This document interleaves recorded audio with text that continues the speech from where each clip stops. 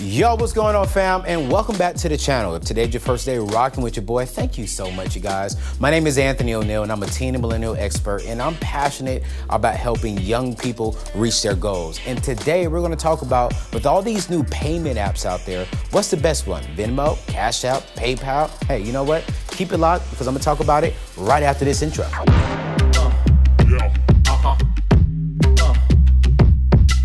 So with everything out there, from Venmo to Apple Pay to PayPal, what is the best one? And to be real with you up front, I wouldn't say there is a best one, but all of them have different options that I'm gonna go through right now, and you should choose which one is best for you. But here's the key thing, you guys. This is another easy way to get back into debt. All right, and I'm gonna talk about how we can avoid it, but we're gonna be paying cash, and some of these apps allow you to attach a credit card to them.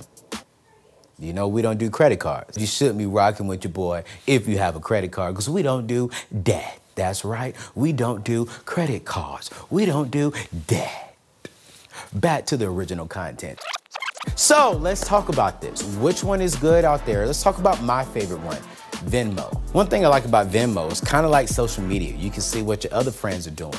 And I can see if my other friends are spending a lot of money. I'll send them a nice text message, say, hey, calm down on your spending, bruh.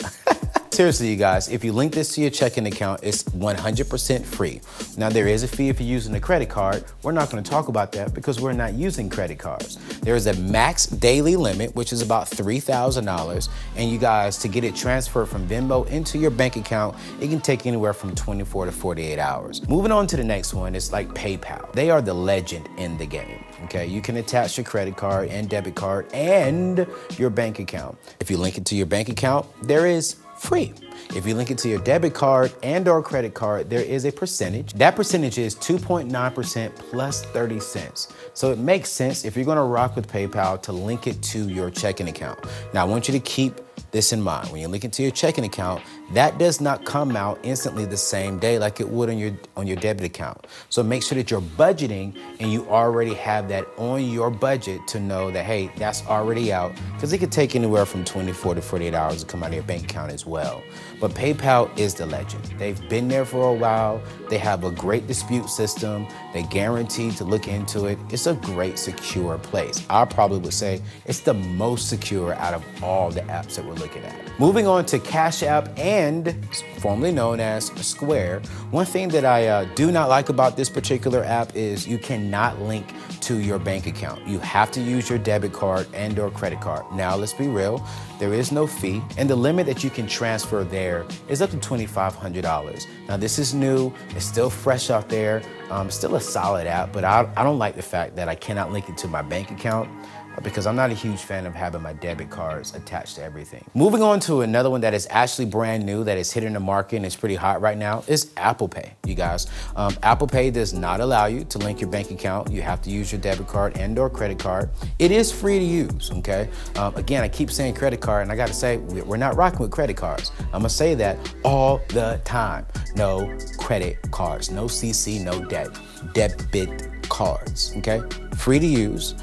What I like about Apple Pay though is it actually is very convenient. If you and I are friends and you needed some money and I'm gonna send you some money, I can send that via a text message. You only can use Apple Pay on iOS devices, and also stores are now starting to accept Apple Pay.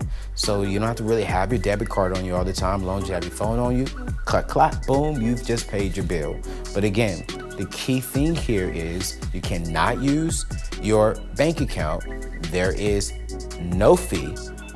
You have to use a debit card. And I'm not even gonna say the other kind of card, just a debit card. Moving on to another one, just Google Pay. And Google Pay is somewhat similar to Apple Pay. You can link it to your Gmail account, and you can also send via text messages as well.